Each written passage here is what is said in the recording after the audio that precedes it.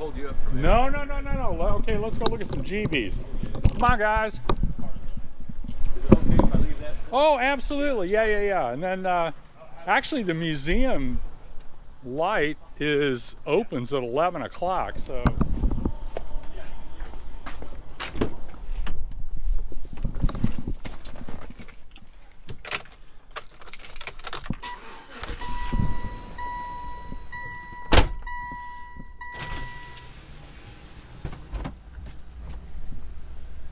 So what's happening with the Vega? Oh man, it's one of those time periods where we're making a lot of progress, but it doesn't show. Yeah. One of those deals where you're doing lots of little things, but we're doing a lot of things that are going to make life easier when we start putting the skins on. We're building floorboards, building the floorboard support stringers and everything. Make sure all that fits while it's all still Right. naked fuselage. Right. Rather than sitting up inside that wooden tube and trying to fit it in there. Huh. So it's just a lot of things that we're trying to plan ahead on, and then we're not too far from being able to start fitting the skin. I think that's real important. Like on my project before riveting the skins, everybody kept going, when are you going to do that? When are you going to put the skins on? Yeah. I said, I'm going to have the throttle quadrant all mounted. I'm going to have all this stuff that I'm getting too stiff to bend and get into some of those tight places, you know. So. Well, see, I always, said I had a kid to be able to do all that stuff, but now my kid's 30 years old, so I got to start thinking. I got to start thinking it's getting tougher for all of us to crawl down up in those little tight spots. Okay, museum light, which actually opens in 15 minutes, so let's get in and out of here. We're open seasonally only 3 days a week for 4 hours a day. Let me get some lights here really quickly.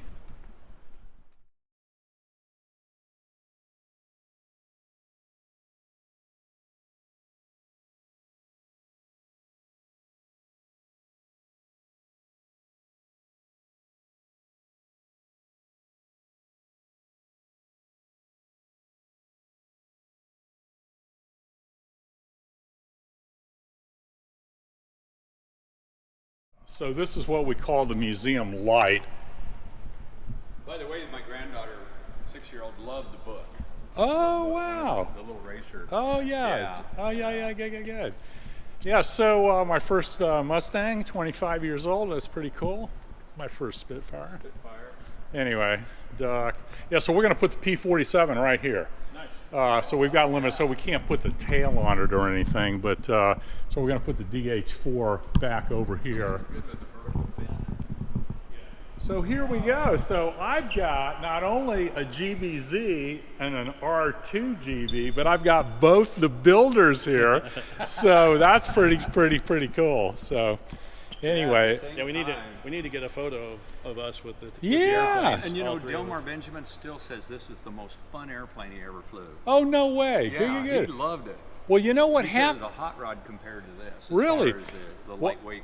I forgot to get the key to this thing, but anyway, so what happened was, so we're getting a lot of fading on the fabric was really there, going down. but no big deal. So what happened was, 25 years ago. Yeah, I know. Kevin, built it up. Jeff Eicher, kind of funded the project. And then I think you all took it over to Sun and Fun and took it, and then I said, you want to put it on display? And it sat here for a while. And Yeah, we had it in a hangar. After we flew it, we had it in a hangar in Leesburg, and then that guy we're borrowing the hangar from sold the hangar, so we lost the space. And I called Jack and I said, hey, you guys ever take airplanes on? No, we don't take airplanes. He said, but which airplane? I said, the Z. And then we talked to you, and then it was like, okay, yeah, we can park it down there. So then we brought it down here to have a nice place for it to sit, and then you acquired it from us sometime after that. yeah, well, it was interesting because eventually it's funny how our friends work, okay? So eventually I get up and I walked by for a while. I said, I really need to have that in the collection. So we cut a deal, and eventually it became, the first character in my book, All of Life is a School, and, his big brother over there, GB, Jimmy G, GB. And anyway, but it was interesting because when I originally, I flew this airplane twice, okay? And I remember calling you, I think, because it was on the video.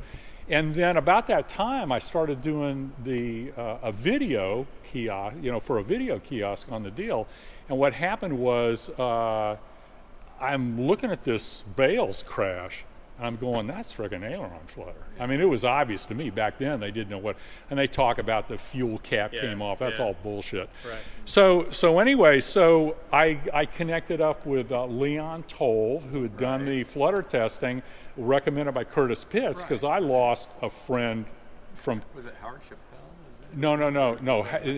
That was rudder flutter, but that was on a monoplane in Michigan. But Jerry Thomas and Norm Nielsen built 2 Stevens Acro basic airplanes, and and I've got when you go back to look at the stabilizer, look up there, the blue one's hanging upside down in the ceiling. Norm sold the engine, donated the airplane after Jerry got killed, and we were out there, and basically I was out of town, and the reports were it was out over the Everglades, and there was a guy out there doing some target practice, because it was out west of it was just swamp, but there was a road. The guy was doing some target practice, had the earphones on, blah blah blah. He watched him fly for a little bit, and he went back to target practice, and all of a sudden Jerry apparently had gone up, done a hammerhead. He came down, the guy heard this just like that, and he looked up, and there was just the airplane went straight in, and there was just pieces fluttering down. And I've got the aileron. The aileron was ripped out of the deal, and it was aileron flutter. So I said, I got to find out what happened to my friend. So Curtis hooked me up with Leon. Leon normally would have charged a lot of money. He came down, realized what we were doing, never charged me anything except his airfare down, brought his equipment down, and within 2 minutes of hooking up the things, he goes like this, and he goes, "Oh, you got a problem." And I thought, oh my God, what the hell did he just do? And then once I understood, people talk about flutter, and when you read in the books, they think 2-dimensionally, it's got to be nose balance in the leading edge, because when you bang the wing, you don't want it to go down, because then it's a dog chasing its tail. Right. But if it's on the leading edge and it goes bang and it goes like this, it counteracts the deal. So what happened was, I had him flutter test the airplane, and it had a problem. And then after I'd flown this airplane, and he said this airplane has a problem above 240. So when I flew it, I never really went above 200, okay? Which was kind of what the cruise was, or whatever. So I flew it twice, flew it at about 200, just because my gut was telling me that. And then when we found out it had a problem above 240, and he told me what the fix was. It's very similar to what we did on the Stevens Acro type airplane. We were going to have to put a weight on the hinge, but the problem was the way this thing is designed, it was going to have to come up through the fabric. Right. And I was like, I don't want to do that. If I fly the airplane, I'll just keep it. If I want to go fast, I'll go fly the P-51. Right. If you remember, we were down. I was here for the when we did the flutter test, test. and Curtis was here. Alan was here. He was just a little guy. I was small enough to sit in the canopy. He was sitting under the canopy on the floor. Oh my God! And then we brought the ailerons to my place. I built the balance horns, and you and I talked about it. Yeah. So we just can't bring ourselves to chop holes. No, but what happened was, when I ended up with the R2 from DELMAR, DELMAR, I think his dream was to have somebody buy it, donate it to the Smithsonian. And apparently that just never came to pass. So he had a dilemma. Who can I sell this to that ain't going to kill themselves in it, Right. So I ended up with it, and we came back, and I think what the thought of the Granville brothers was, they basically said, well, it's a flutter problem, and so what they did, I think there's a balance weight in the fuselage. In the fuselage wing root. Yes. We built it the way they did, and I never liked that 45-degree, the push rod. Oh yeah, for the ailerons. Kind of swings, and they had Ford rod end bearing, like a car rod end. They didn't have. We put real aircraft rod end bearings, so try to tighten up. But still, if you grab this aileron and go to the other side, there's springiness between them. Yeah, you can see that. But that's not the problem. And when I asked Leon, and I said, hey, I got this airplane, blah, blah, blah, and he said, putting the weight there does nothing. So the bottom line is, and I knew DELMAR flew that thing at 275 and doing loops and stuff.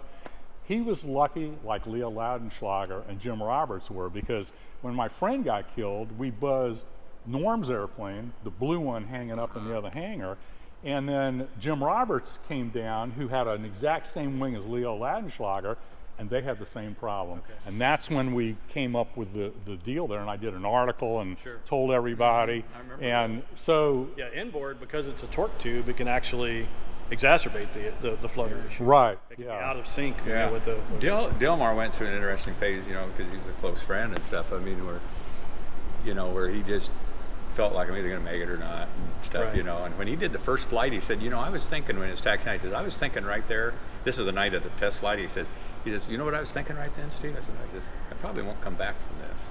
Oh my God. Actually, and yet he went and took off. But I never liked the aileron setup. We did it like they I did, can remember but I conversations know with he's him never had it. where he said, well, you know, I don't wear a parachute because, you know, why? Huh. You know, Yeah. if something bad happens, I mean, what do you know? Yeah. Yeah, this comes off and that opens Yeah, up. He said the hardest thing to get used to this airplane when he first flew it was the horizontal tail right there, because he'd be flying along, he'd start turning his head, and he thought somebody was like somebody was tucked in on him. He'd Oh see the my horizontal God. tail. Oh my And he said God. it took a while because he kept jumping like, who's flying wing on me? No. It's just the Yeah. tail. And then we got little, this is going to be my little girl airplane. This is Z's girlfriend, Puff. Yeah, the Y model. And you know, so that's little Puff right there. She's cute as a So button. this wasn't Flagler's then. This came out of Maine or Ron something. Johnson has the Flagler one now. Okay, well, there was another one that a guy up in Ohio had. I can't remember his name, but a friend of mine used to work for him. But what we're going to do is, Rick's already come up with a bump cowl. They only built two. One had a bump cowl, one didn't. And you know, since it's Puff, it's a girl. Girl's got to have bumps, so we're going to put some bumps on it. And we're going to be a little bit non-historic, and eventually she'll have a little pink nose. Yeah. But it's got a little cover that can go in the front. You know, when they were racing it, because I think there was a gal or somebody raced this at the What was that? Yeah, it started King Smith or Smith, something like that. Something like that. And then I think, there was 2 or 3 of the ladies raced in those lower horsepower classes. Yeah. And even, you know, I don't know if Maud Tate, if she ran it some too. There were several. And Jim Moss did this. Yeah. I sat in this airplane before he test flew it, closed up the canopy and stuff. Thought, man, this thing's blind. Yeah, but you know, like a Pitts or something. You want I'm blind? Go fly a Spirit of St. Louis. Yeah, there you go. Oh, speaking of that, I see some guy just finished one. He's planning on flying it all the way across the ocean, reenact it. Best of luck, you know. And I mean, you know, I see it's pretty cool, but you know something? Lindbergh did it back in 27 or 29 or whatever. Was it 27 or 29? Yeah, 27. 27, that's what I think. And it's like, I can see that, but it's like, anyway. Yeah, the aviation enthusiasts are going to go, wow, and the rest of the world ain't going to give a crap. That's you true. know, let's get to the moon first. Anyway, so cool. So all little characters in the book. Well, super.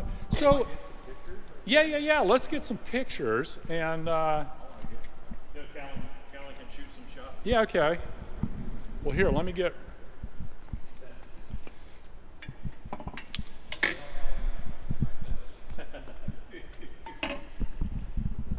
Let's roll the Roberts out of the way. Yeah, just roll it over there and we'll get some pictures.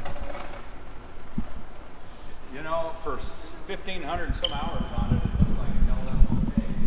Yeah, I think so. Yeah. I mean, can you hold that? You know, clearly. Well, yeah, hold that while you're taking the pictures if you can. Okay. Can you do both? Absolutely. Okay, and then that's got good res or whatever. Yeah, I'll take a couple. Well, here, I get in the middle because you guys are the Okay, builders. he's got that one, I got this. That's Yeah, right. there we go. Yeah. Anyone want this? There we go. Cool. And I'll send you mine and you guys send Yeah, me we'll yours. send yours. Yeah, we'll exchange all that. Okay, good. Yeah, so, What, like Kermit was talking about as far as how tight the canopy is. oh my God. Yeah, you That's why when DELMAR flew, we just put a flying cap on him with racing DELMAR's foamy narrow-headed. I got a big head. I probably. Yeah, well, I tried getting in there one time with a GoPro and it just is not going to work. Right. It's cool though. It's very tiny. You know, when you look at those guys, like they're Lee tiny. Gelbach and stuff, those guys back then, They there were were a all lot little of little tiny guys, just Yeah. skinny and Well, weighed 130 pounds. These airplanes from that period, even if you look at some of the like the clip-wing monocoups or any of those little airplanes and the stuff that Ike and Mike and Pete and all these different things, they were all built for little bitty people. And you know, we've all just over grown the years. over the years, and we're bigger Oh people. my God. Let me get you guys standing right here with both of them. Okay. Yeah, there you go. That's cool. So let me ask you something. When, you know, what year did you actually build this one and when did it test fly? Well, we started in '89. Okay. And we visited Pete Miller, the original designer, out in Connecticut.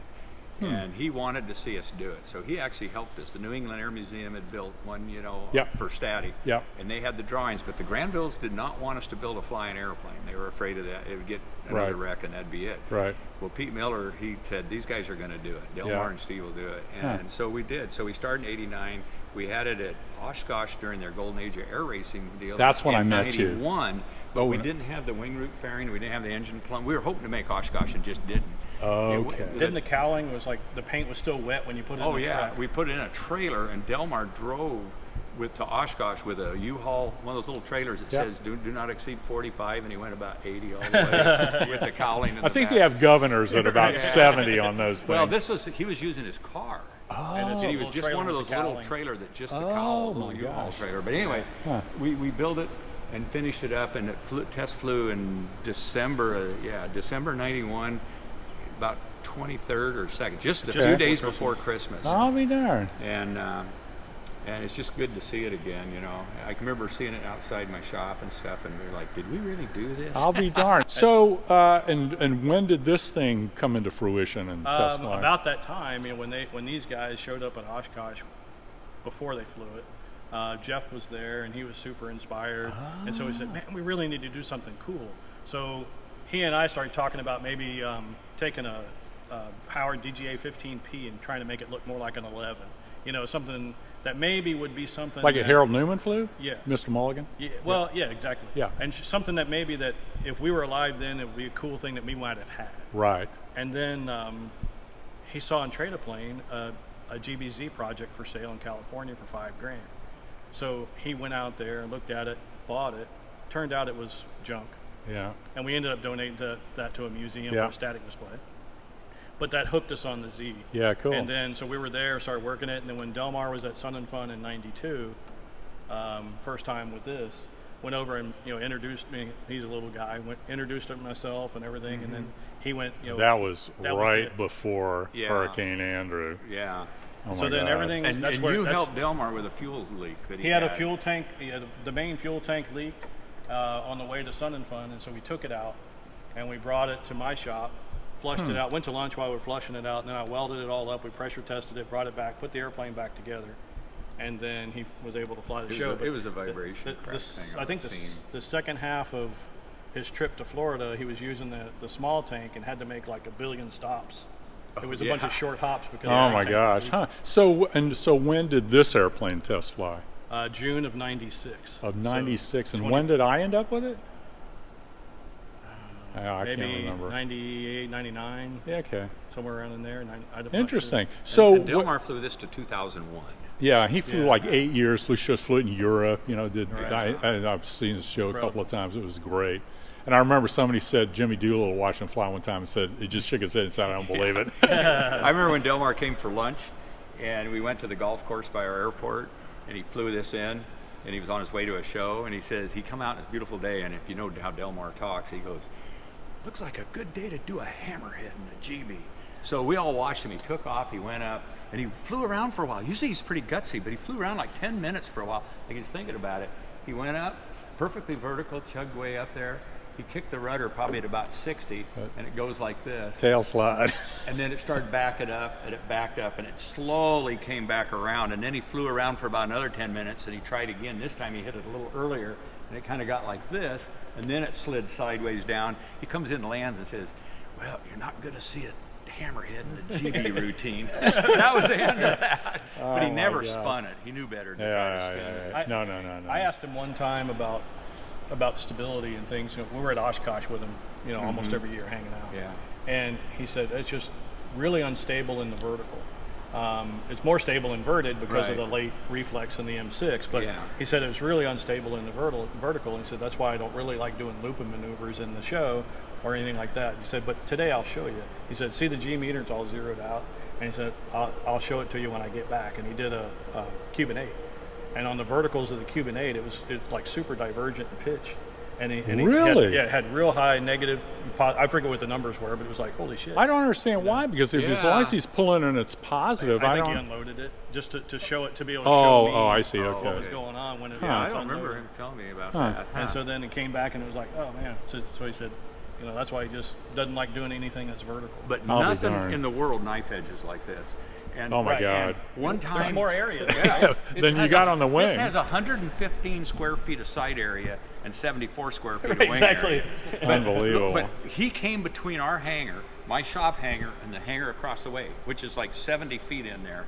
He came by knife edge, probably at about 50 feet, because he was about maybe the height of your hangar rafters, bottom of the rafters. He went by.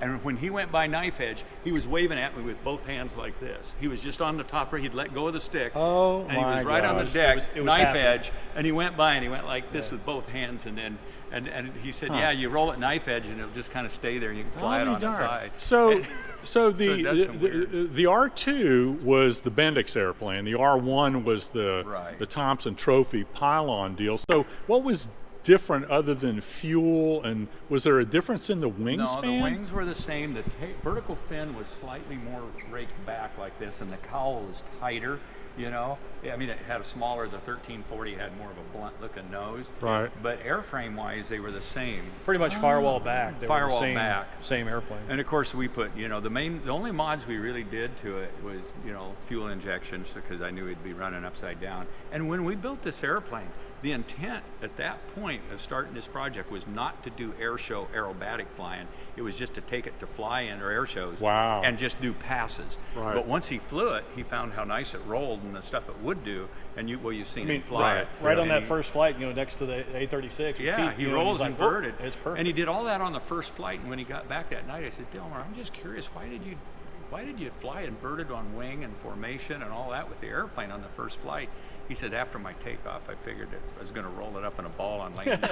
And he says, I wanted to do everything with that airplane my brain had ever dreamed of in the one flight. Get it all in. Not good to do it. That was Delmar, you know. He's kind of a gutsy guy and stuff. But yeah, it's good to see it again, Kermit. Thank you so much. So when you started working on it, did you, you know, confer with Steven and anything on any of the design or thing? I mean, how much did you guys work talking? These airplanes are why we're friends. You know, it's funny because, you know, our paths were pretty close to crossing many times. Similar airplanes, you know, there's times we're at the same events but never met each other. So these airplanes actually brought us together. So then it got to where, you know, while he's in Oregon, I'm in Florida, but we spoke probably 3 hours a day. Wow. For 7 years. And I used to come out on the airline. I spent more. He sees me more when I lived in Oregon than now that I live in Florida. Right. We haven't been together for quite a few years. Probably several years. Yeah. But I guess I did stop by with the Sea Ray one day. But it's one of those things where, yes, this airplane brought us together. Asked them a lot of questions on what, you know, they learned a lot of stuff. Yeah. There are things that the Granvilles did learn in this to put in this airplane after this one. One of the things that they did is they beefed up the wing spars, and because so of that aileron flutter after the wing issue. So what we did when I designed this wing is I put in the mods that are in this wing. I put them in the spars in this wing. Which is plywood doublers and aluminum doublers, all glued and bolted together, about 3 feet here. You know, 18 inches either side. So it made it a 14G wing when you do that. I'll be darned. Of course, this is fabric, and this over here is actually plywood. This is all plywood. Pete Miller told them that they could leave the drag wires out, but the Granville brothers wanted them in there. So it has 1/4-inch drag wires plus the skin. So and the ribs are 5 inches apart. I mean, this is only 1/16 skin, so it's not. It's pretty thin. And these are on 5.4-inch centers. Yeah. So a little bit further apart. That gives you an idea how many ribs are in that. And like the Bulldog I'm drawing up now, the Hall Bulldog I'm doing for Jim Burke, is 4.5-inch centers. There's 30 ribs in a wing that's this long on the Bulldog. Well, Kermit, how this airplane came about also was Delmar and I flew on the same aerobatic team with Pitt's S1s called the Northern Knights, which was a Northwest deal. We traveled around doing air shows, and we just finished one in Springfield, Illinois. We were going back in September. We ran in a big snowstorm. We got weathered in Rapid City, South Dakota, and we were in the hotel sharing a room, and we got talking about different airplanes, and we got talking about the GB. And Delmar goes, there were a GB out there, I'd go fly it. And that's how it all started. And then I started thinking of being a project person. That was 89. Okay, so I mean, and I was flying the big Pitt Samson with the Pratt & Whitney on it. So you guys started on this not long after that conversation. Yeah. It wasn't like, oh, you know, this 5 years passed. And we both being, you know, pilots tend to have macho egos sometimes, especially air show guys. So it was like, yeah, if there was a GB, I'd fly it too. And we got talking. We said, well, why don't we build one and see how it flew? That was the first thing. So we started this as a 50-50 partnership. But I was running a shop making my living. Right. And my ex-wife now, but my wife said after about the first year of, we worked so hard on it, we weren't making any money, you know, and I was trying to work on a stagger wing rebuild project and stuff to make money, and then, but I wanted to work on this, and finally she said, she was right, and DELMAR wanted to buy me out, so I thought, okay, I'll sell you my half, and then I'll help you finish it up, you know. Oh, that's so awesome. That's how it. And then like we've talked about, it's one of those things of, you know, why is he you never flew it, and it's one of those things of, if you did ding it, you know, how do you fix that? Yeah. You know, Speaking of dings, it's on the other side. Yeah. Hey, Kermit, I watched that happen, and I tell you, I thought we were losing the air. That was the third flight, and I thought for sure we were losing the air. DELMAR told me when I flew the Z, he said, if you ever fly these, he said, don't ever get it below 100 miles an hour unless the wheels are on the ground. And he left that as a reminder. He left it on the back corner of the aileron, right on the back corner of the aileron. You can feel it. It just barely kicked the ground. Oh, yeah, right there. You know, Kermit, what spooked me that day? Yeah. Oh, it got the outer. It was up so steep it did the pan. Here's what was interesting is I'm watching it land, and it's a 60-foot wide, 3,100-foot runway at our airport with a crown for the rain. You know, when it ended up, he touched down. He did a 3-point landing. And just as it touched, it just went like, I mean, about this quick, and luckily he'd had a lot of pitch time doing snap rolls, and he said it felt like a snap roll up just on touchdown. He said the airplane just felt like it stalled and started to go. So he said pretty much just full left rudder, forward stick, and I watched it go from here, and because of the crown on the runway, it looked like 2 feet of this wing was underground. I mean, I thought they got the wing for sure, because it was like, here's the ground, here's the wing, but it went like this. Boom, boom. Unreal. And he jumped it right up on the mains. He just converted it in he's fast. Right. You know, he's a black belt karate guy. Well, yeah, watching him do some of the stuff that he's done where he jumped up and Anyway, fascinating. Yeah. Oh, there's the key right there. I got the key. The key's in it. Okay, so that's how you get in it. And it's got an emergency canopy, but you literally get in this. Oh, the original didn't have that? No, the idea was the door is jettisoned also, and you would jettison the door and slide out. I'll be darned. Oh, I love the little pedals. I'm sure that was not original. No, those are a reproduction, but that's what they supposedly had. Oh, no way. Anyway, so you can see the different things here. Give you a little bit of a view there. That's about eye level.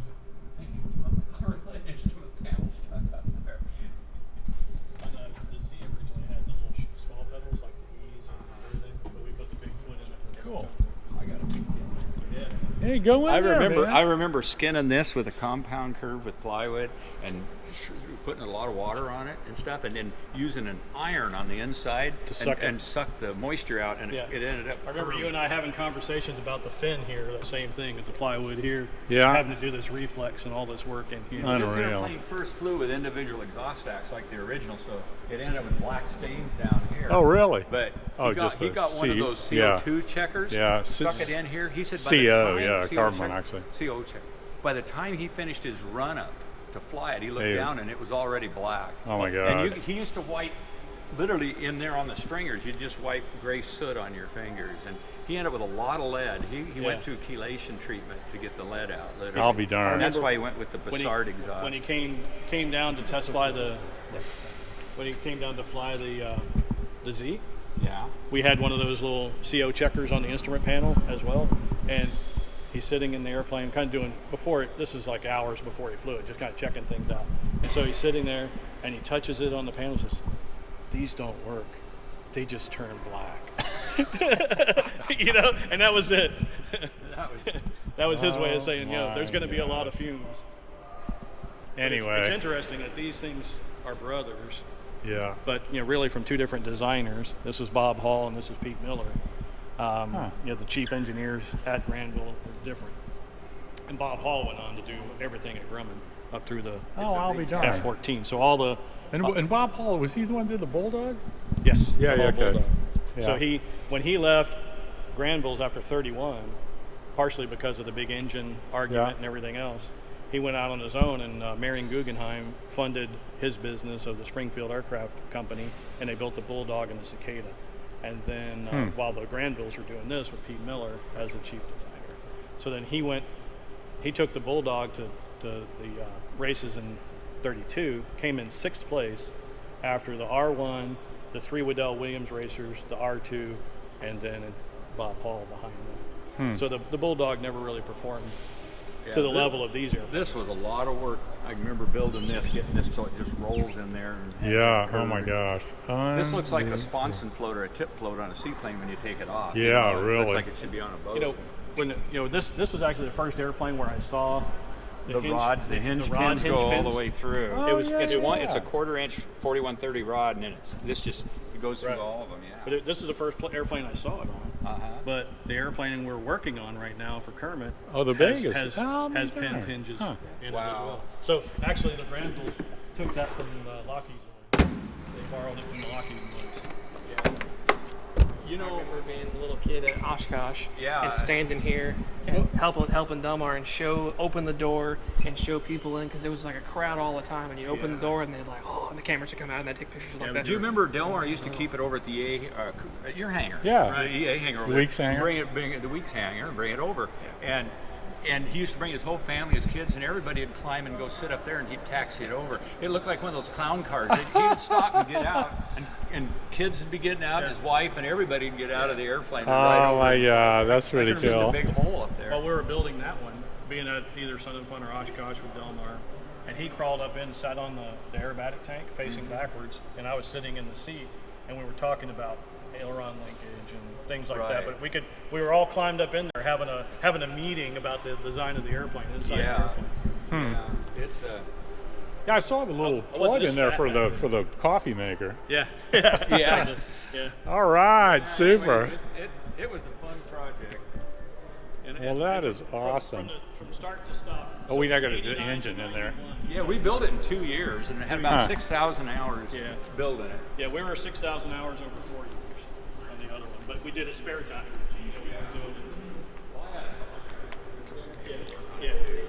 One of the reasons on the R2, we went with an R2 instead. The R1 was more famous because DOOLITTLE had number 11 instead of 7, was used in the BENDIX, was that this had a 985 Pratt & Whitney, and talking to some of the Pratt & Whitney guys, had a better dependability record than the 1340, even though it's a great engine.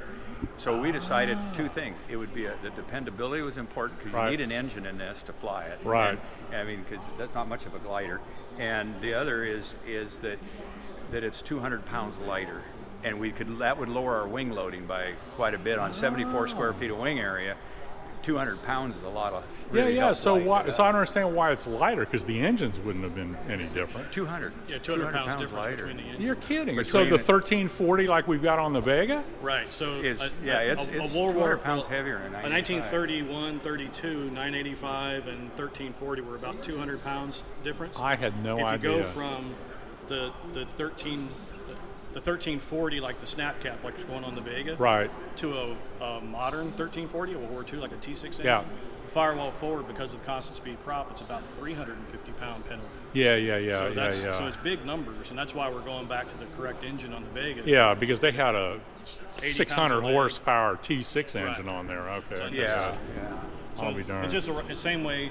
And then when we decided which engine builder to use for this one, right, he used, and Samson, Jimmy Franklin, this airplane, everybody was using Tulsa, and so it was like, it's a no-brainer for us. Yeah. We're gonna go, these Sam guys Thompson did a good job on the engine. He did this one as well. but originally this would have had a 1340. It was It's the last engine it flew on. Yeah, when it in the Bales thing was Oh, 1340. so what did it have when it won the race? 985. Oh, I did not know that. Yeah, of course, it they was- had a fixed pitch prop on it. It was though. serial number 2, 985. And you know something of interest you might not realize, but the Laird Super Solution flew the 985 one year. It was removed, and Pratt & Whitney went back through it because their engines were on loan. It went into the R2, the same engine. Oh my gosh. And then it went on a Seversky, S39 or something that went to Africa. Oh, no. Well, yeah, so like The same 985 flew the Laird. Oh, no way. This airplane. This airplane. It went from the Laird to this, to the R2 to the air one that they went painted like a giraffe or something. It went into Africa. That airplane came back during World War II and sunk in the Gulf of Mexico out here patrolling for U-boats. And so that engine is at the bottom. Well, my airplane over there is painted in the colors of the one that went to Africa. Correct. Yes. Spirit of Africa. Right. So the original engine that powered most of these it all belonged to Pratt & Whitney. The engine belonged to Pratt. They loaned the engines out because and so the races would help prove it the ended up in the bottom of the Gulf. Awesome. Cool. But that was serial number 2, 985. Yeah. Huh.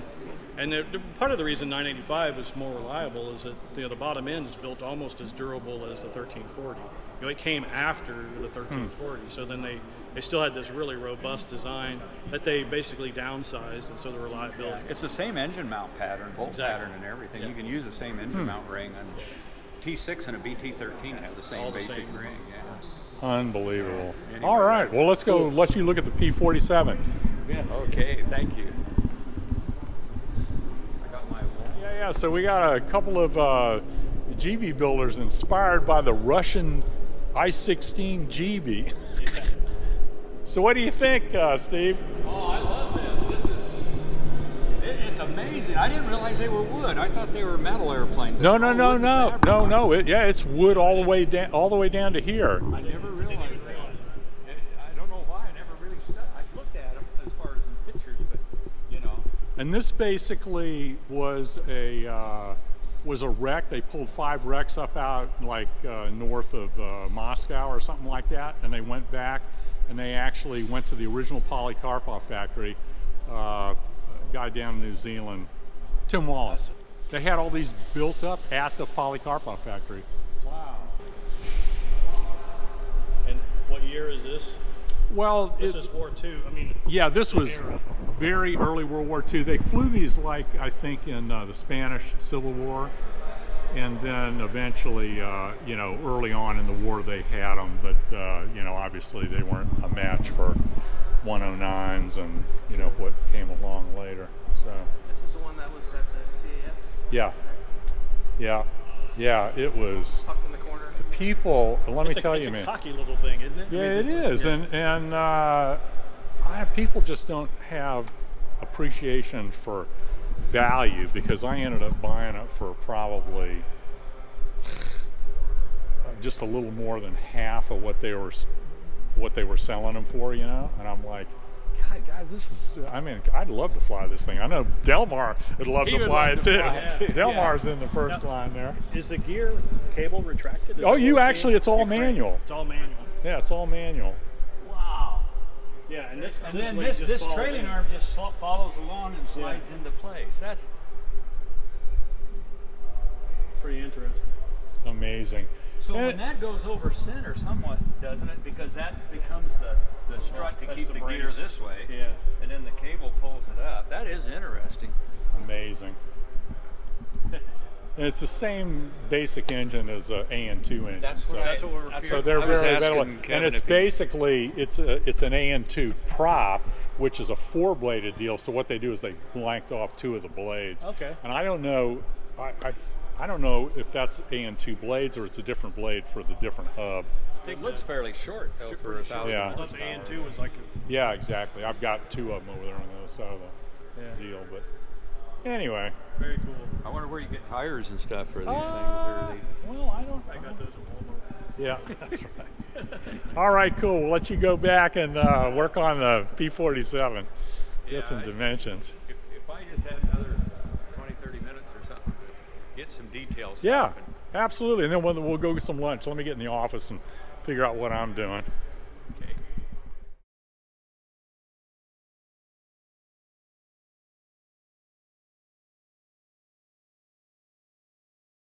Ready to eat? Yeah. Sure. Awesome. Sure. Yeah, got some measurements, got some photographs. Good. And like I said, every drawing that is available to Oh, them wow. through Air Corps. But having the real feel, I don't know if I Yeah. showed you that picture, but that's how we're painting it. That's Jack. He's the guy who's been helping me. He's still doing good. And that's him leaning on the flap. Gives you an idea how big that airplane is. So we're doing Frigid Midget with the Disney Dwarf flipping off the Germans. And the silver wings And there. the silver wings because you went through the trees. And the canopy was replaced, so they didn't paint that. The dorsal fin, you can barely see Yeah. it, but it's silver. They added that later Oh, yeah, because they said it got rudder lock. He says without that dorsal fin on the bubble top, if you yaw over at high speed, at the wrong speed, the rudder would stay. And he says almost nobody was strong enough with their leg to straighten the rudder back Wow. out. You had to pitch the airplane up and get it Slow it slowed down, and then Huh. if you get the rudder back, they put that vertical, that fin. Unreal. Nice. All right. Well, That's why let's. it's got that dorsal fin on there. Fascinating. Okay, cool. Well, Oh, you want to? no. Well, I'll drive and then we'll go there. Okay, all right. Anyway, so that's pretty cool. Kermit Weeks, Fantasy of Flight, over and out.